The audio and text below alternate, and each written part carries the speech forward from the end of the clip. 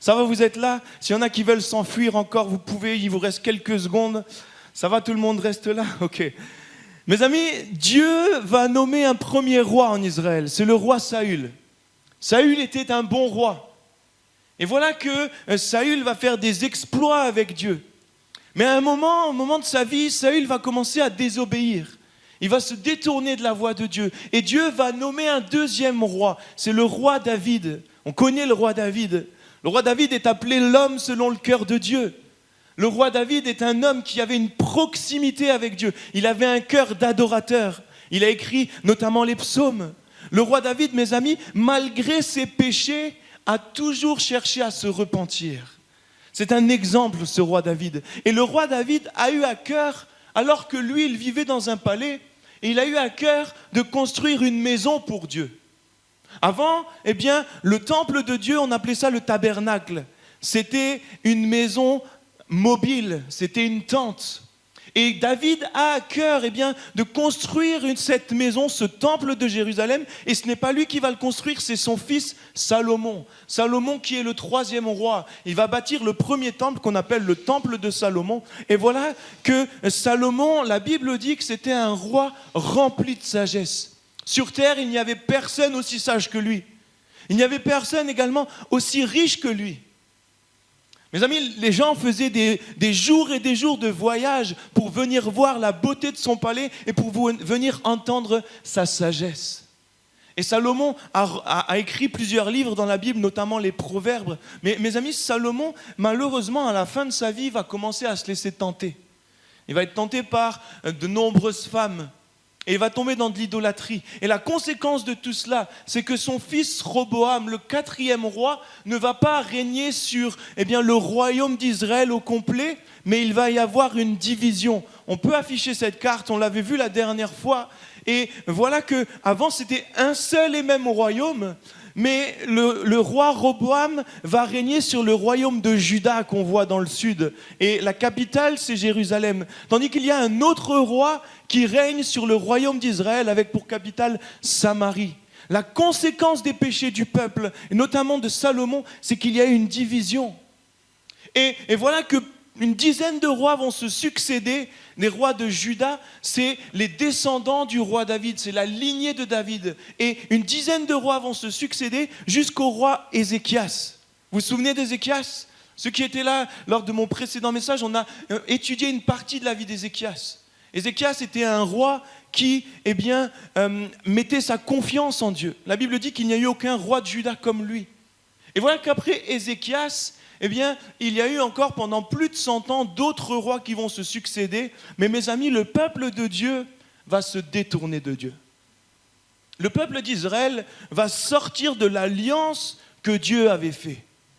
Et la conséquence de cela, et Dieu va permettre cela, c'est que le roi de Babylone, Nebuchadnezzar, va venir assiéger Jérusalem. C'est dans l'année 587 avant Jésus-Christ. Il va venir assiéger et il va aller jusqu'à détruire la ville et détruire le temple de Dieu, le temple que Salomon avait bâti. C'est la conséquence des péchés du peuple. Le peuple s'est placé lui-même sous le jugement de Dieu. Et mes amis, alors que plusieurs prophètes dont Jérémie l'avait prédit, l'avait apporté en prophétie, après 70 ans de domination babylonienne, voilà que ce roi Nebuchadnezzar, avant, avait déporté avec lui plusieurs Juifs à Babylone, mais après 70 ans, les Juifs ont pu retourner dans leur pays. On appelle ça la déportation, l'exil à Babylone. Et mes amis, si les Juifs ont pu retourner dans leur pays, écoutez bien, c'est grâce à un roi qui s'appelle Cyrus. Ce roi, ce n'est pas un roi de Juda, ce n'est pas un juif. Ce roi, c'est le roi de Perse. Et mes amis, écoutez bien ce qui est intéressant. 150 ans, un peu plus, avant la naissance de ce roi, avant même que les Juifs soient déportés à Babylone, il y a le prophète Ésaïe qui va apporter cette prophétie qu'un homme nommé Cyrus, alors que Cyrus n'est pas encore né, un oint de l'Éternel, alors que c'est un roi païen, permettra au peuple juif de revenir à Dieu. N'est-ce pas glorieux? Les Juifs vont retourner à Jérusalem, vont retourner dans le royaume de Juda. Et peut-être que certains se disent, ok, ça c'est bien beau, mais ce sont que des histoires. J'aimerais dire que la Bible est vraie. Et pour ceux qui doutent de la véracité de la Bible, eh bien, écoutez bien cela. Au 19e siècle, eh bien, il y a eu des fouilles qui ont été menées dans l'ancienne Babylone, c'est-à-dire en Irak actuel, et on a retrouvé ce cylindre. Tu peux afficher cette photo. Ce cylindre, c'est un cylindre en argile. C'est un cylindre d'une vingtaine de centimètres, et vous ne le voyez peut-être pas bien, mais il y a des écritures tout autour de ce cylindre. Et ces écritures, eh bien, relatent les faits, relatent ce que Cyrus a fait. Comme quoi c'était un bon roi, comme quoi lorsqu'il est venu au pouvoir, il a permis au peuple de revenir, au peuple juif de rentrer dans son pays. Mes amis, vous savez ce qui est intéressant? Ce cylindre date de 538 avant Jésus-Christ. Il a été découvert seulement au 19e siècle. Il est exposé au British Museum, excusez-moi mon accent super espagnol. Et voilà, vous savez ce qui est intéressant? C'est que ce document-là, il est considéré comme le premier document parlant des droits de l'homme. Là, je ne vous parle pas de la Bible. Je vous parle de ce que les archéologues disent, que plusieurs disent, mes amis, les historiens disent que parce que Cyrus était tellement un bon roi, il se souciait des droits de l'homme, eh bien, ce document va être reconnu. Ce document parle que la Bible est vraie. Est-ce que tu es d'accord avec cela? Amen. Mais mes amis, nous n'avons pas besoin de preuves pour savoir que la Bible est vraie. Amen. Voilà que les Juifs vont retourner dans leur pays. Cyrus, ce roi païen, va dire: qui d'entre vous, les Juifs, retournera bâtir un nouveau temple? C'est quand même formidable qu'un roi païen motive les Juifs à rebâtir un temple. Et voilà qu'à cet appel, il y a un homme nommé Zorobabel, qui est un descendant de David, qui va motiver des Juifs, et ils vont ensemble rebâtir le temple de Dieu à Jérusalem. Amen. Est-ce que vous êtes encore là? Est-ce que je vous ai perdu? C'était pas si terrible? Ok, est-ce que tu peux regarder ton voisin, dis-lui, attention, il n'a même pas encore commencé le message. Ok, parmi les Juifs, il y en a qui sont retournés à Jérusalem, mais il y en a qui ont fait leur vie pendant 70 ans. Il y en a qui sont restés à Babylone. Et c'est le cas notamment de Néhémie et de sa famille. Néhémie, la Bible dit qu'il est haut placé dans le gouvernement à Babylone. Il est échanson du roi. Un échanson, c'est quelqu'un qui s'occupe de servir le vin au roi.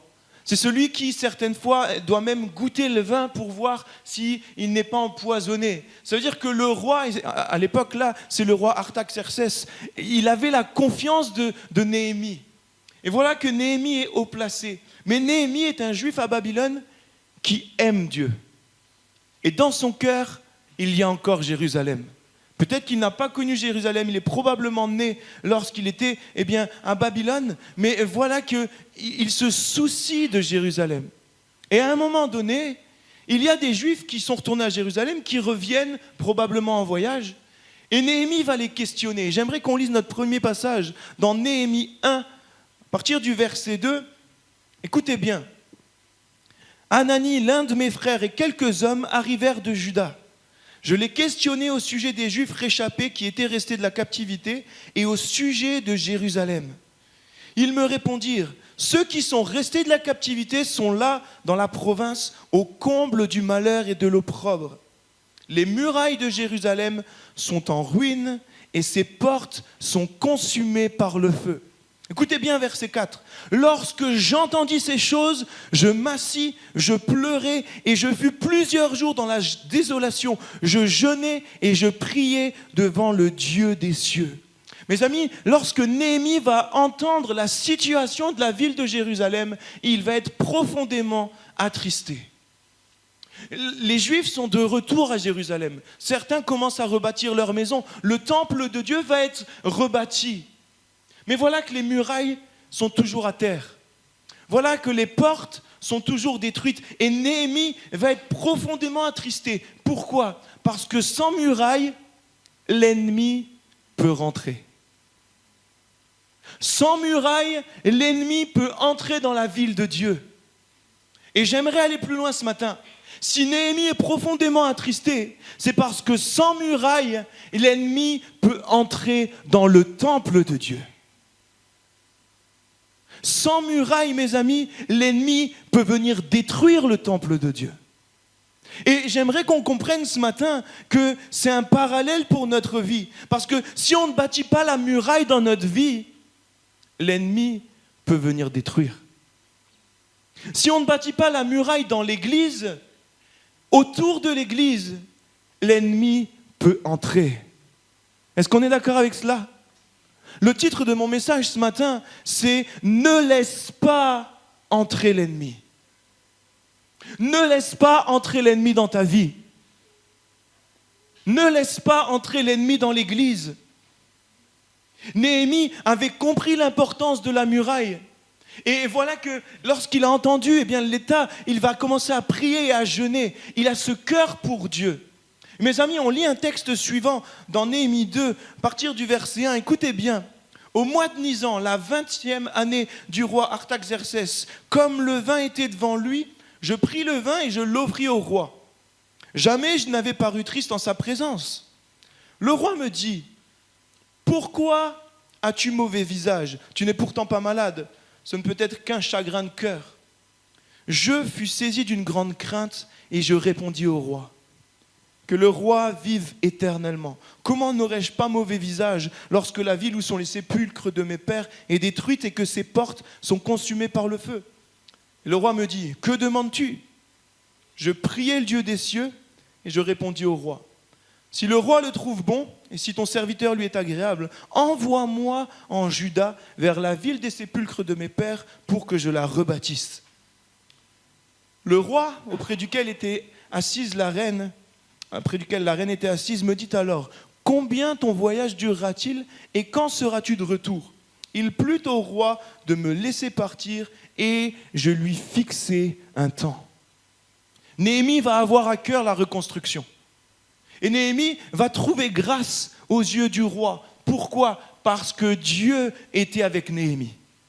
Dieu voulait que la muraille soit rebâtie. Vous êtes d'accord avec moi ? Néhémie va se mettre en route pour rebâtir cette muraille dans le but de protéger la ville sainte, mais de protéger le temple. Et mes amis, peut-être que certains ce matin se disent, ok, je comprends, mais je n'ai pas pour projet de bâtir un mur autour de ma maison. Je n'ai pas pour projet de bâtir une muraille. Voici ce que la Bible déclare sur l'Ancien Testament. L'Ancien Testament, ces événements qui se sont passés, doivent nous servir d'instruction et d'enseignement. Ça veut dire que dans ces histoires du passé qui sont vraies, qui se sont produites, il y a un enseignement, une application spirituelle pour notre vie. Est-ce que vous êtes là ? C'est pour cela qu'il est important, mes amis, de ne pas lire uniquement le Nouveau Testament, mais de lire la Bible au complet. Parce que même dans dans l'Ancien Testament, il y a des enseignements précis pour notre vie. Vous êtes là ce matin ? Mes amis, Néhémie voulait protéger le temple de Dieu. Dans le temps, il y avait un temple et Dieu, alors que Dieu est omniprésent, avait choisi de se manifester, de rencontrer l'homme à un endroit précis. C'est dans le lieu très saint. On peut afficher la photo suivante. Dans le temple, il y avait plusieurs parties. Et imaginez que cette photo est prise, c'est une reconstitution bien sûr, elle est prise dans le lieu saint. Et vous voyez que dans le fond, il y a un voile. Et derrière ce voile, il y a le lieu très saint. Et dans ce lieu très saint, c'est là que Dieu se manifestait. Dans ce lieu très saint, il y a notamment l'arche de l'Alliance. Vous êtes là ? En tout cas, dans le temple de Salomon, il y avait l'arche de l'Alliance. Et voilà que pour entrer dans ce lieu très saint, les hommes n'avaient pas le droit. Les femmes n'avaient pas le droit. Il y a juste un homme qui pouvait. C'est le grand prêtre. On appelle ça le souverain sacrificateur. Il avait le droit d'entrer une fois par an. Pourquoi ? Pour expier les péchés du peuple. Dieu acceptait que l'homme le rencontre une fois par an. Et mes amis, ce qui est intéressant, c'est qu'au moment où Jésus, notre Sauveur, va mourir sur la croix, le voile de ce temple va se déchirer. Le voile de ce temple va se déchirer. Ça veut dire quoi? Ça veut dire qu'avant, l'homme ne pouvait pas entrer dans la présence de Dieu. Mais parce que Jésus qui est saint, Jésus qui est sans péché, a donné son sang comme une victime innocente, eh bien, le canal avec Dieu va être restauré. La possibilité de venir dans la présence de Dieu va être à nouveau restaurée. Et mes amis, ce voile va se déchirer. Ça veut dire que Dieu, on ne le rencontre plus simplement dans le lieu très saint. On peut le rencontrer partout. Et ça, mes amis, c'est quelque chose qui nous concerne, nous, aujourd'hui. Est-ce que vous êtes d'accord avec moi? Écoutez bien ce que Paul dit. 1 Corinthiens 3, verset 16. Ne savez-vous pas que vous êtes le temple du Saint-Esprit, le temple de Dieu, et que l'Esprit de Dieu habite en vous? Avant, il y avait un temple physique, mais aujourd'hui, nous sommes le temple du Saint-Esprit. Amen. Amen. C'est mon premier point ce matin. Nous sommes le temple du Saint-Esprit. Et mes amis, de la même manière que Néhémie avait à cœur de bâtir une muraille autour du temple de Dieu, il est important de comprendre l'importance de bâtir une muraille autour de notre vie, car nous sommes le temple de Dieu. Et j'ai l'impression bien souvent, et j'aimerais nous encourager à prendre conscience de cela, j'ai l'impression qu'on ne réalise pas cela. Mais mes amis, s'il y en a un qui a bien compris l'importance du temple du Saint-Esprit, c'est l'ennemi de nos âmes. Pourquoi? Parce que l'ennemi cherche à nous voler. L'ennemi cherche à détruire. Si l'ennemi cherche à détruire le temple, c'est qu'il y a une puissance. Êtes-vous d'accord avec moi? C'est que ça le dérange. J'aimerais qu'on comprenne cela. Premièrement, nous sommes individuellement le temple de Dieu. Individuellement.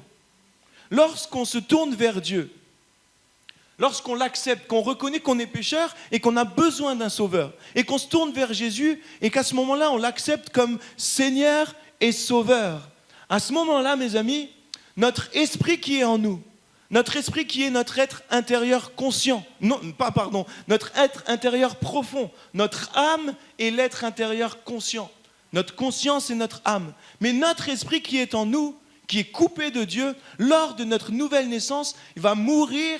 La Bible dit que nous sommes ensevelis avec Christ et Dieu va le faire ressusciter pour recréer un esprit pur et parfait à l'image de Christ. Amen, est-ce que vous êtes là?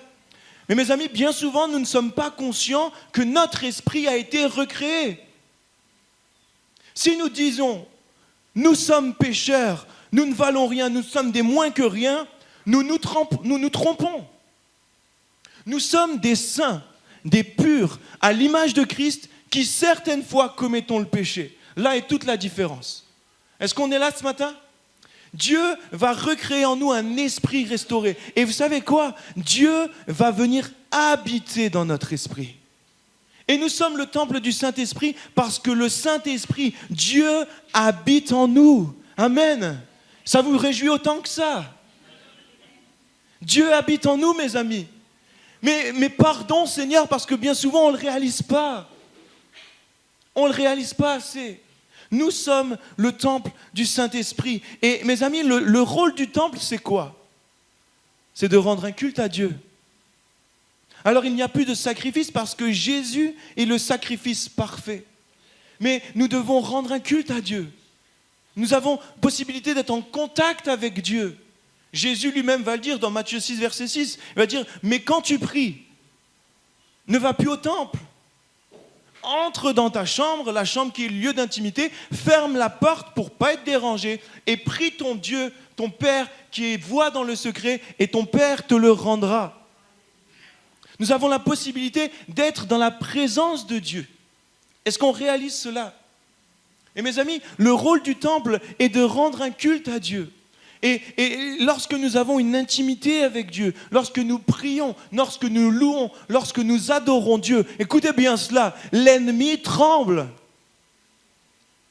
Mais mes amis, pardonnez-moi, mais si on réalisait plus cela, je crois qu'on arrêterait peut-être certaines fois de se plaindre et qu'on louerait plus Dieu. Si on réalisait que nous sommes le temple du Saint-Esprit pleinement, alors lorsque l'ennemi vient nous attaquer dans une situation quelconque, nous arrêterions de regarder à cette situation, mais nous louerons Dieu parce que nous savons que c'est l'ennemi qui est en train de nous attaquer. J'aimerais qu'on comprenne, mes amis, nous sommes le temple du Saint-Esprit. Et lorsqu'on cherche Dieu, eh bien à ce moment-là, le Saint-Esprit est là, il nous conduit. Parce que Dieu habite en nous, parce que le Saint-Esprit habite en nous. À ce moment-là, nous sommes conduits par le Saint-Esprit. Ça ne vous est jamais arrivé que le Saint-Esprit vous dise « Parle à telle personne, parle-lui de toi, de moi ». Mes amis, vous allez rigoler. Je suis quelqu'un qui aime bien manger, vous le savez très certainement, j'en parle très souvent. Mais pas d'excès de table, ok ? J'aime manger. Et il y a quelques jours, en rentrant du travail, en arrivant à la maison, j'ai vu un food truck. Merci Seigneur pour les food trucks. Et là, il y avait Flammenkuch. Excusez-moi mon accent.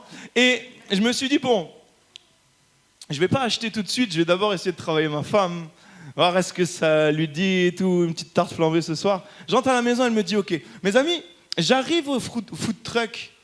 Et là, je vois un couple retraité. Je sens dans mon cœur tout de suite, qu'il y a un rendez-vous de Dieu. Et là, je commence à parler. Et là, mes amis, ils ont ouvert une porte incroyable. Ils ont dit qu'ils venaient de Mulhouse. Mes amis, en tout cas, eux, ils viennent pas, mais les recettes viennent de Mulhouse. Le frère vient de Mulhouse. Et là, bam, j'ai utilisé mon frère qui s'est marié avec une Mulhousienne, etc. On est chrétien, etc. On croit au miracle. On a témoigné. Ils m'ont dit, mais nous aussi, ma grand-mère a déjà été à Lourdes. Je me suis dit, bon, la porte n'est pas complètement fermée.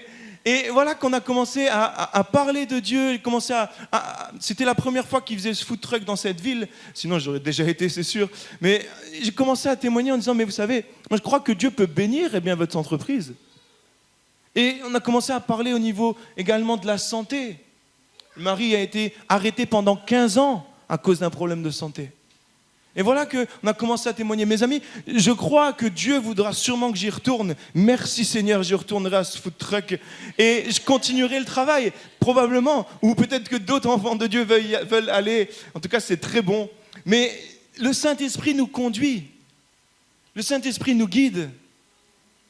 Pourquoi ? Parce que nous sommes le temple du Saint-Esprit. Et l'ennemi est au courant de cela. Et l'ennemi veut stopper ça. L'ennemi veut nous empêcher de comprendre cela. L'ennemi veut nous voler. Par quoi ? Eh bien, il veut nous voler par un rythme de vie trop chargé. Et à ce moment-là, on n'a plus le temps de rendre un culte à Dieu. Il veut nous voler par plein de manières. Mes amis, comprenons l'importance de bâtir une muraille. Est-ce que vous êtes là ? Comment bâtir une muraille ? Mais la première chose, mes amis, c'est de faire de notre culte personnel notre priorité. Si ta relation avec Dieu, c'est ta priorité, la muraille, elle se construit. La muraille est là. Si, eh bien, le matin, quand tu te lèves, ce que tu comptes faire, la première chose que tu veux faire, c'est louer Dieu, à ce moment-là, il y a une muraille autour de toi. Mes amis, si ce n'est pas notre priorité, excusez-moi, le diable va vous détruire. Le diable va, eh bien, vous faire tomber dans un endormissement spirituel. Et c'est le plan du diable. Pourquoi ? Parce que lorsque un homme ou une femme est endormi spirituellement, eh bien la fonction du temple n'est pas mise en pratique. Comprenons l'importance, mes amis. Comment bâtir une muraille ? J'ai noté également, eh bien, en comprenant que le diable veut nous détruire. Parce que si nous savons que le but du diable, c'est de nous voler, nous allons être sur nos gardes. Jésus va dire, veillez et priez. Il est important d'être sur nos gardes, de comprendre qu'à chaque instant, tout ce qui se passe, ce n'est pas anodin. Il y a une tension dans telle ou telle situation, ce n'est pas anodin. Qui est derrière ça ? L'ennemi. Ou alors la chair qui fait ressortir des traits de notre caractère, mais c'est l'ennemi. Mes amis, comprenons que nous sommes le temple du Saint-Esprit. Et alors que nous sommes individuellement le temple, j'ai noté que nous sommes ensemble le temple du Saint-Esprit. Ensemble, nous formons le temple du Saint-Esprit. Amen. Amen. 1 Pierre 2, verset 4. Olivier a pris les versets suivants.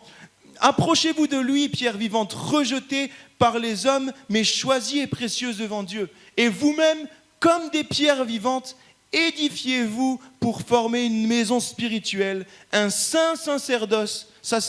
Olivier, dans la Sainte Seine, a parlé d'un sacerdoce royal, afin d'offrir des victimes spirituelles agréables à Dieu par Jésus-Christ. Mes amis, Jésus est la pierre angulaire. Jésus est le fondement. Mais nous sommes des pierres vivantes. Vous savez que l'Église n'est pas le bâtiment. Vous savez qu'il faut faire attention quand nous disons qu'à Mont-de-Lange, nous allons construire une nouvelle église. C'est faux. Nous allons agrandir les murs, avoir un nouveau lieu. Mais mes amis, l'église, c'est nous. Et on peut être n'importe où. L'église, c'est nous. Lorsqu'on se réunit à 2 ou 3, on forme l'église. Et mes amis, lorsque le corps de Christ se réunit, à ce moment-là, on s'édifie. On bâtit ensemble. Est-ce que vous avez déjà visualisé un mur ? Les pierres sont les unes à côté des autres, les unes au-dessus des autres et les unes en dessous des autres. Les pierres sont liées entre elles. Elles sont construites ensemble. Le mur a besoin de chaque pierre pour tenir. Et ensemble, nous formons l'église. Le diable est au courant de ça. Et le diable a envie de détruire ça. J'aimerais vraiment qu'on puisse prendre conscience de ça ce matin. Mes amis, lorsque le corps de Christ se réunit, lorsque l'église se réunit, il se passe quelque chose. La Bible dit, lorsque 2 ou 3 sont réunis en son nom, au nom de Jésus, eh bien Dieu est présent au milieu d'eux. Amen. Lorsque nous élevons notre voix ensemble, il se passe quelque chose, les démons tremblent. Est-ce qu'on réalise cela ? Lorsqu'on est réunis ensemble, à ce moment-là, les œuvres du diable ne peuvent pas tenir. Mais pour ça, nous avons besoin d'être ensemble, mes amis. Nous avons besoin de comprendre que nous sommes le temple du Saint-Esprit, individuellement, mais également collectivement. Bâtissons la muraille autour de l'église. Est-ce qu'on peut être vigilant à cela, mes amis ? Néhémie avait compris l'importance de la muraille. Et Néhémie va aller à Jérusalem, il va constater les dégâts de la ville, il va voir la muraille détruite, il va voir que les portes sont détruites. Et Néhémie va commencer à évaluer les travaux. Il va commencer à visualiser le chantier. Et Néhémie était accompagné de Dieu. Et à ce moment-là, il va aller voir plusieurs Juifs qui sont sur place et il va commencer à fédérer, à motiver le peuple pour qu'ensemble, ils puissent bâtir. Et vous savez ce qu'ils ont dit ? Ils ont dit « Levons-nous et bâtissons ». Amen. Le peuple s'est uni. On lit. Écoutez bien. Néhémie 3, verset 1. Écoutez bien, c'est très important. Eliashib, le souverain sacrificateur, se leva avec ses frères, les sacrificateurs, et ils bâtirent la porte des brebis. Ils la consacrèrent et en posèrent les battants. Ils la consacrèrent depuis la tour de Méa jusqu'à la tour de Hananéel. Écoutez bien, à côté d'Eliashib bâtirent les hommes de Jéricho. À côté de lui bâtit aussi Zakur, fils d'Imri. Les fils de Séna bâtirent la porte des poissons. Ils la couvrèrent et en posèrent les fondements, les verrous et les barres. À côté d'eux, vous voyez où je veux en venir ?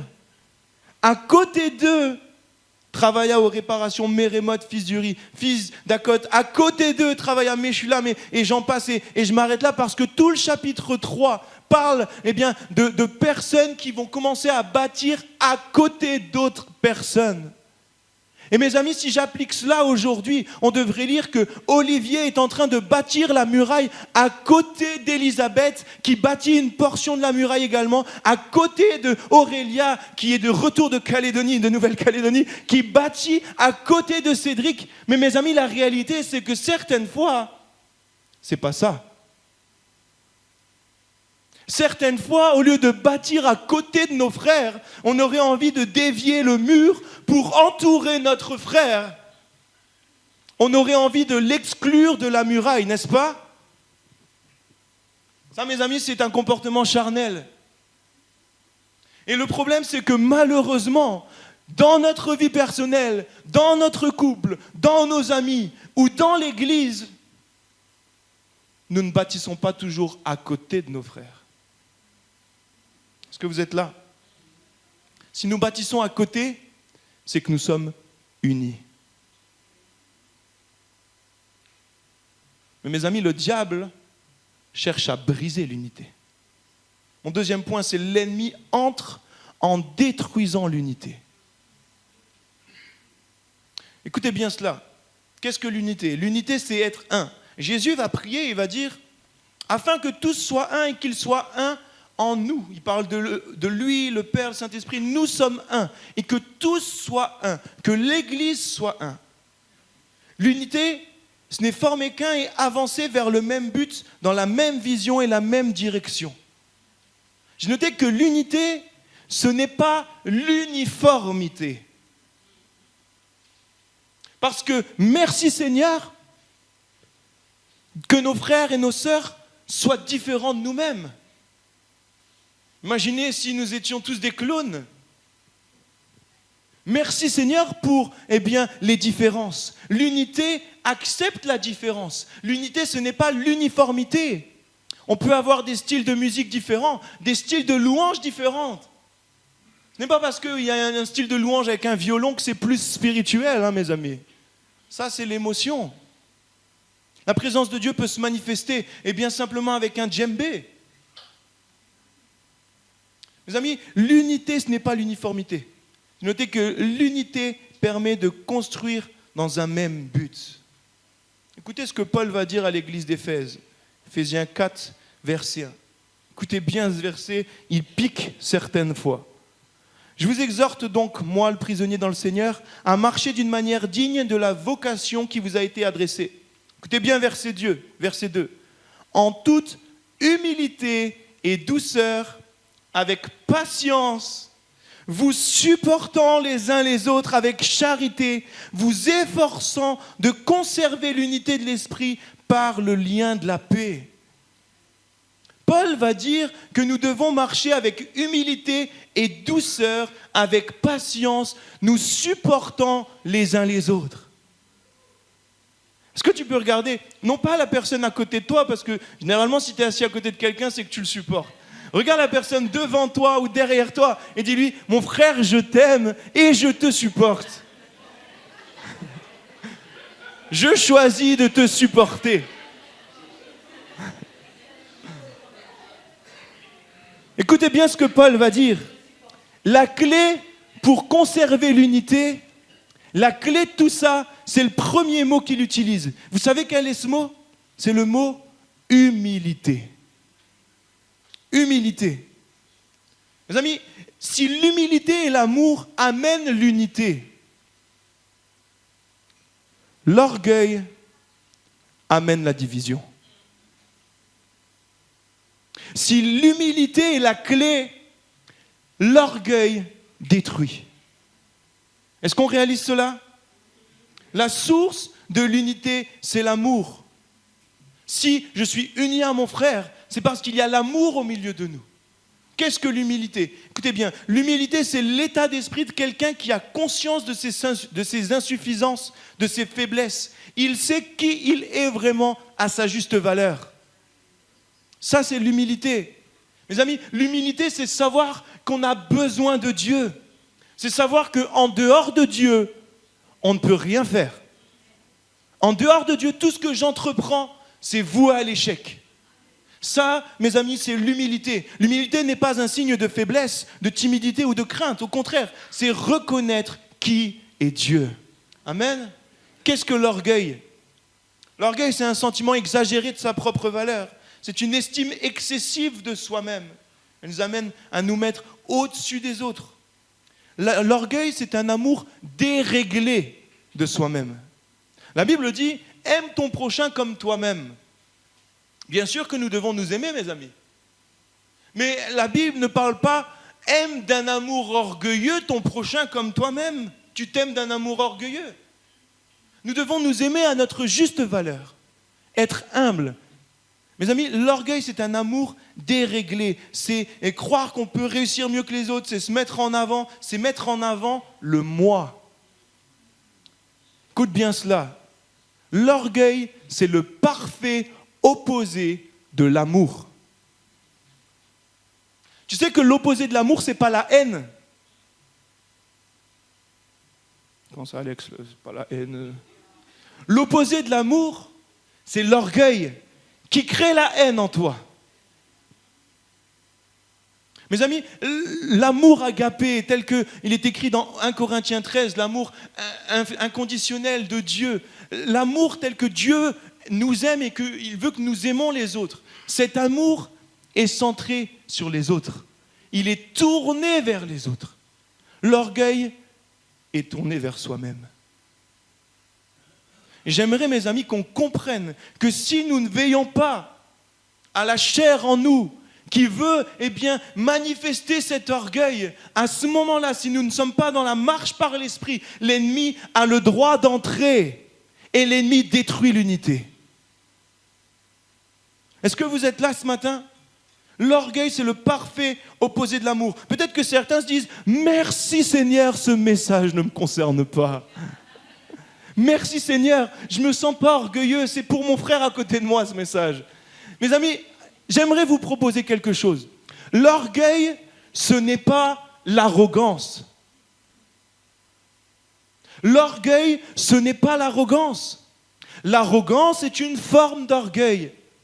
Mais l'arrogance en elle-même n'est pas l'orgueil. Et certaines fois, on n'est pas conscient de certaines réactions d'orgueil parce qu'on pense que c'est simplement l'arrogance. Écoutez bien, comment est-ce que le diable utilise l'orgueil pour détruire l'unité de l'Église? Plusieurs exemples. Le premier, c'est la jalousie. La jalousie, mes amis, c'est de l'orgueil. Attention, on parle dans la Bible que Dieu est un Dieu jaloux. Il faut, remettre l'Église au milieu du village. Il faut comprendre, Dieu n'est pas orgueilleux, loin de là. Mais Dieu a créé son peuple et son peuple doit se tourner uniquement vers lui. La jalousie, c'est de l'orgueil. La jalousie, c'est avoir un sentiment amer qui nous envahit lorsque quelqu'un jouit d'un avantage qu'on voudrait avoir ou qu'on estime qu'on le mérite plus que l'autre.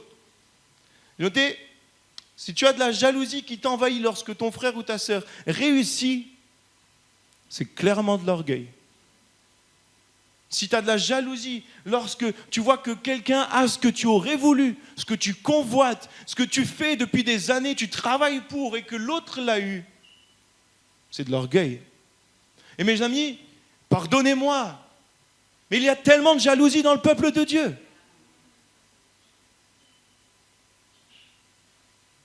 Il y a tellement de jalousie dans le peuple de Dieu.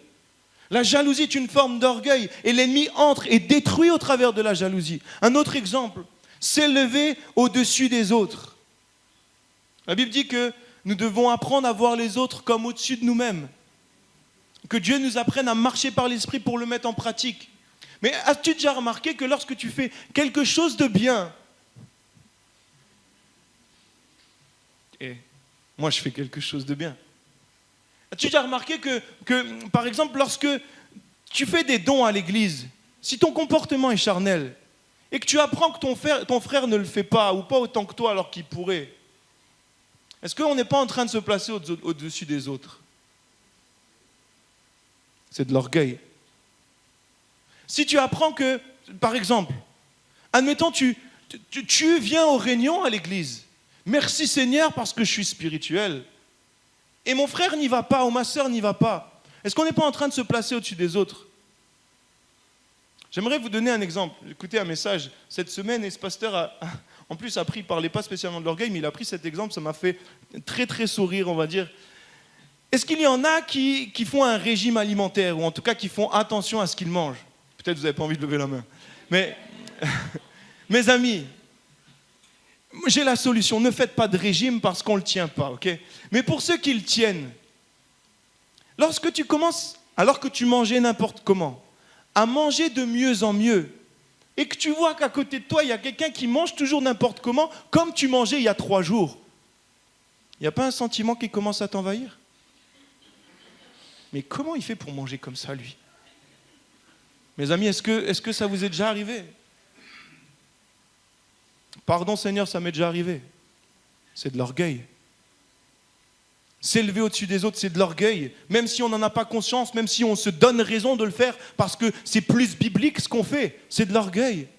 Un autre exemple, la critique et la médisance. Mes amis, ceux qui critiquent et qui jugent se justifient toujours de le faire. Mais je ne suis pas en train de critiquer, je suis en train de constater. Je ne suis pas en train de juger, je suis juste en train de relater les faits. Je ne fais rien de mal. Mes amis, si tu constates une situation dans l'amour, avec le but d'élever ton prochain, aucun problème. Mes amis, veillons à la critique. Le diable, et je crois que c'est l'une des armes les plus utilisées dans l'Église, c'est la critique. Le pasteur ne fait pas comme on veut, on critique. Notre frère ne fait pas comme on veut, on critique. Telle ou telle personne fait des faux pas. Et on a peut-être raison parce qu'ils font des faux pas. On critique. Et j'ai l'impression que les Français, peut-être certaines fois, critiquent un peu plus que d'autres pays. Pardon Seigneur pour ça, mais brisons cela. La critique. Ah, j'étais sur la route, lui il m'a fait une queue de poisson. Ah, j'étais à la boulangerie, lui elle m'a pas donné les 3 centimes qui restaient. Etc., etc. Il y a toujours la critique, mes amis. La critique, c'est l'œuvre du diable. Lorsque tu critiques, tu permets au diable d'agir au travers de ta bouche. La médisance. Qu'est-ce que la médisance? La médisance, c'est rappeler ce que notre frère a fait. Par exemple, quelqu'un va commettre tel péché, j'en parle juste à quelqu'un d'autre. C'est de la médisance. La médisance, mes amis, c'est rappeler un péché, mais c'est toujours dans le but de nuire la personne. C'est pas comme si on va voir le pasteur ou un responsable spirituel en disant « Écoute frère, j'ai appris qu'un tel a péché et j'aimerais qu'on prie pour lui, j'aimerais qu'on le bénisse, j'aimerais que Dieu le relève. » Non, lorsqu'on médit, c'est dans le but de nuire, consciemment ou peut-être même inconsciemment certaines fois. La médisance, mes amis, lorsqu'on se réunit à plusieurs, lorsqu'on parle, vous savez, les commérages, c'est l'œuvre du diable. Et il y en a assez des commérages dans l'Église. Il y en a assez de la médisance dans l'Église, mes amis. Si nous voulons bâtir la muraille, il est temps, mes amis, de prendre conscience de cela. Vous êtes là? Vous m'aimez toujours? Ne me critiquez pas. Un autre exemple. Problème d'autorité. Problème d'autorité, c'est de l'orgueil. Je passe rapidement. Le manque de pardon. Le manque de pardon. Mes amis, je crois qu'il y a des situations, et peut-être que certains, lorsque je dis ces mots, se disent « Ok, je t'arrête, tu ne sais pas ce que j'ai vécu. » Et mes amis, comprenez bien que c'est avec toute ma compassion, mon affection, et ce n'est pas un jugement. Si dans ton cœur tu souffres et que tu n'arrives pas à pardonner, mais que tu es en mode « Seigneur, je n'arrive pas, mais avec toi, je veux réussir », tu n'es pas dans le péché. Parce que tu t'attends à ce que Dieu t'aide. Mais si tu es en mode « Seigneur, cette personne m'a fait du mal, jamais je la pardonnerai », tu es dans le péché. Alors que c'est toi qui es victime. Mes amis, c'est de l'orgueil. Mes amis, à chaque fois qu'on fait passer l'ego avant les autres, ça détruit l'unité. À ce moment-là, on n'est pas en train de bâtir à côté de nos frères et de nos sœurs. À ce moment-là, on est en train de détruire. Est-ce qu'on réalise ça? Je suis désolé, je vous secoue ce matin. Mais mes amis, j'aimerais qu'on comprenne que la fin est proche. Jésus revient bientôt et il cherche une église unie, pure, parfaite. Ne soyons pas des agents de Satan qui le laissons agir.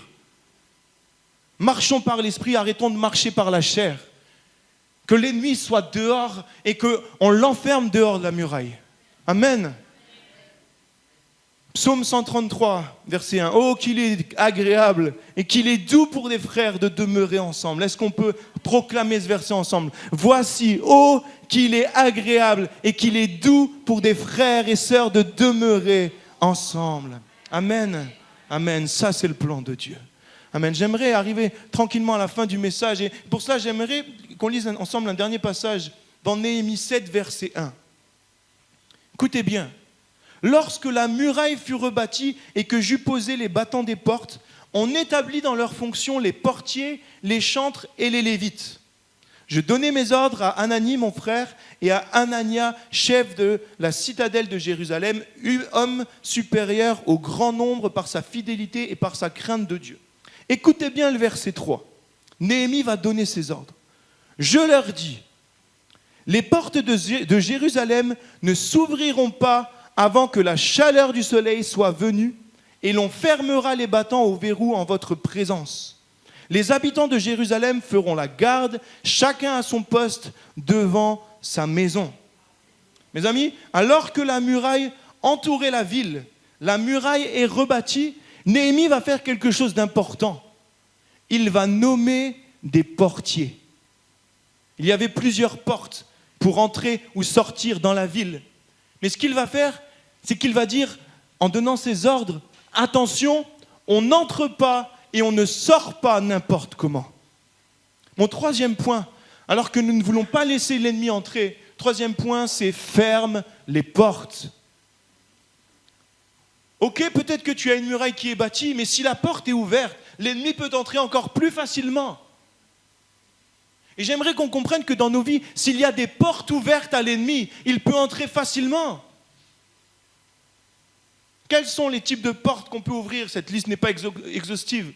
Mais par exemple, lorsque nous sommes dans un péché, peut-être qu'on ne s'en rend pas compte. Et souvent, on ne s'en rend pas compte parce que la puissance du péché, elle a une puissance anesthésiante où on ne se rend pas compte. Lorsqu'on est dans le péché, on ouvre une porte au diable. Lorsqu'on est dans le péché, mes amis, le diable a un droit.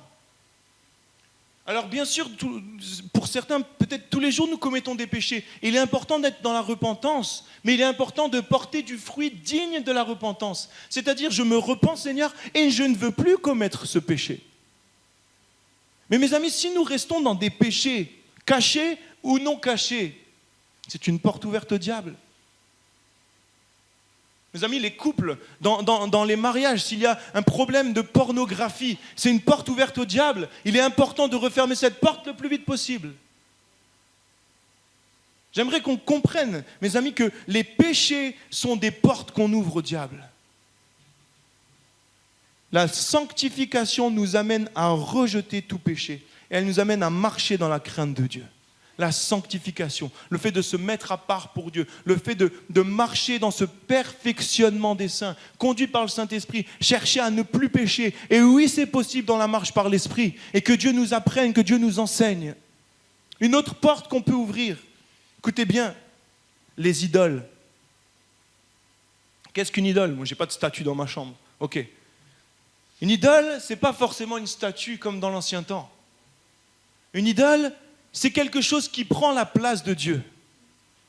Une idole, c'est quelque chose qui prend du temps plus que pour Dieu. J'ai noté que notre travail peut être une idole. Oui, il est bon de travailler. Et Dieu veut qu'on travaille, mes amis. Dieu a permis le travail. Mais est-ce que notre cœur est centré sur notre travail? Est-ce que je vis pour mon travail? Ou est-ce que je vis pour Dieu? Le travail peut être une idole. Notez que le sport peut être une idole. Pour ça que je ne fais pas de sport, je vous l'ai déjà dit. Mes amis, il est important de comprendre que ce qui prend la place de Dieu, c'est une idole. Attention aux idoles, parce que les idoles ouvrent des portes. Les jeux vidéo, les séries Netflix, etc., ça peut être des idoles. J'ai noté qu'une porte ouverte au diable, notamment dans l'Église, mais dans notre vie personnelle également, c'est les mauvaises doctrines. Mauvaise doctrine. L'une des stratégies du diable pour anesthésier l'Église ou pour en tout cas la laisser évoluer dans son coin, c'est de mettre une mauvaise doctrine, un mauvais enseignement, un mensonge. Notamment que Dieu veut que certains soient malades et que c'est lui qui choisit. C'est un mensonge parce qu'en attendant, du coup, on ne prie plus pour les malades et les malades meurent. C'est un mensonge, c'est une mauvaise doctrine, mes amis. Jésus a payé à la croix. Et la Bible dit que par ses meurtrissures, nous avons été guéris. Jésus, en montant au ciel, en Marc 16, il va dire « En mon nom, ils imposeront les mains aux malades et les malades seront guéris. » La parole de Jésus est la vérité. La doctrine des hommes, certaines fois, est mensongère. Soyons vigilants aux mauvaises doctrines. C'est une porte ouverte. J'ai noté, et je termine rapidement. Le secret, ce qui est caché, est une porte ouverte. Une situation cachée dans ta vie, c'est une porte ouverte. Lorsque c'est caché, c'est les ténèbres. Les ténèbres, mes amis, c'est le monde du diable. Lorsqu'une situation est en lumière, le diable ne peut plus agir. Je ne te dis pas de crier ta situation sur tous les toits, mais règle-la devant Dieu et peut-être devant un responsable spirituel. Les ténèbres sont le monde du diable. Vous savez que Néhémie va donner ses ordres, il va dire que les portes doivent être fermées la nuit. D'une part, pour pas que l'ennemi rentre, mais pour pas que les gens de la ville sortent. Pourquoi ? Non pas qu'on séquestre les gens, mais parce que la nuit c'est dangereux. Et dans l'ancien temps, s'aventurer seul la nuit, eh bien, il y a l'ennemi qui rôde dehors. Comprenons l'importance de fermer les portes. J'ai noté, et je termine avec cela, l'absence de prière, c'est une porte ouverte au diable. L'absence de prière, c'est une porte ouverte au diable. La prière, il y a une puissance dans la prière. La prière est une arme. Et mes amis, si tu ne te bats pas avec la prière, l'ennemi, c'est lui qui est en train de t'attaquer et de t'atteindre. J'aimerais vous donner quelques chiffres, peut-être qui vont faire froid dans le dos. Je termine avec cela. Quelques chiffres sur les couples mariés.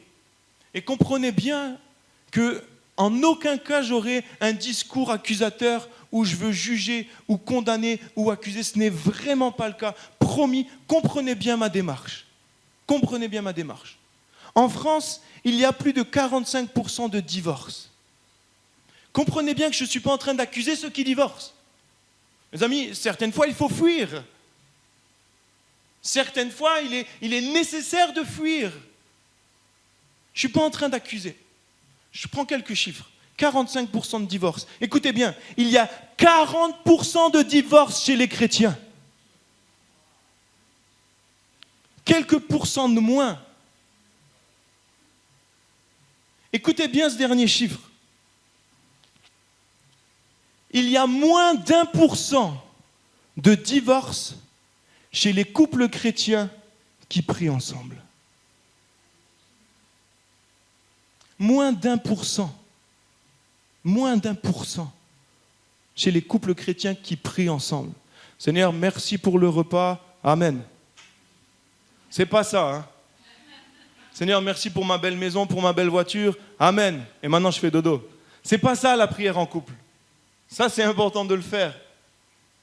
Mes amis, lorsque un couple est attaqué, il est important, et c'est quelque chose que j'expérimente avec ma femme de plus en plus, et il est important de réussir à parler.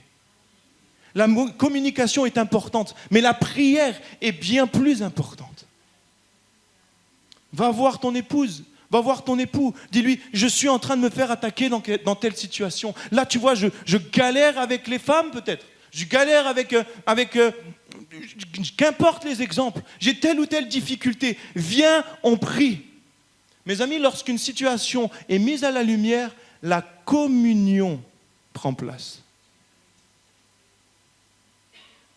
Et malheureusement, et je sais que c'est une œuvre du diable, et j'étais comme ça au tout début de mon couple. Il y a comme une espèce de pudeur chez les chrétiens, pas tous, merci Seigneur, mais chez certains chrétiens, où on n'aime pas se dévoiler devant notre femme ou notre mari et prier avec pour des vrais sujets. Si c'est le cas, mes amis, prions, parce que c'est une œuvre du diable dans notre couple. Prions avec nos enfants, mes amis. Prions avec nos enfants. Prions avec nos frères et sœurs. L'Église, prions ensemble. Lorsqu'il y a des vrais sujets de prière, lorsqu'il n'y a plus cet orgueil, mais dans l'humilité, on avoue nos faiblesses et qu'on prie, à ce moment-là, eh bien, il se passe quelque chose. Amen. Est-ce que je peux demander aux musiciens de s'approcher? Fermons les portes au diable. Mes amis, Marie, es-tu le portier de ta femme? Parents, sommes-nous les portiers de nos enfants? Sommes-nous les portiers de nos enfants? Sommes-nous les portiers de nos amis? Mes amis, réalisons l'importance. Le diable rôde et le diable veut détruire. Le titre de ce message, c'est « Ne laisse pas entrer le diable ». Le diable veut nous voler. Le diable veut voler le temple du Saint-Esprit que nous sommes. Le diable veut entrer et il veut nous empêcher d'entrer dans ce que Dieu veut. Amen. Est-ce qu'on peut réaliser cela? J'aimerais conclure ce matin. Vous savez que Néhémie va rebâtir la muraille en 52 jours. 52 jours. Et s'il a pu rebâtir aussi rapidement, et mes amis, je suis passé très rapidement, mais dans le livre de Néhémie, on voit que les ennemis sont venus attaquer. Ils étaient obligés de travailler d'une main et d'avoir l'épée dans l'autre main. Il y a eu de l'oppression, il y a eu de la difficulté, du découragement. Mais si la muraille a pu être rebâtie en 52 jours, c'est parce que le peuple est resté uni. Le peuple travaillait à côté d'un tel. Il ne travaillait pas contre un tel ou mieux qu'un tel. Est-ce qu'on peut réaliser cela ce matin? Est-ce qu'on peut, mes amis, fermer nos yeux ensemble?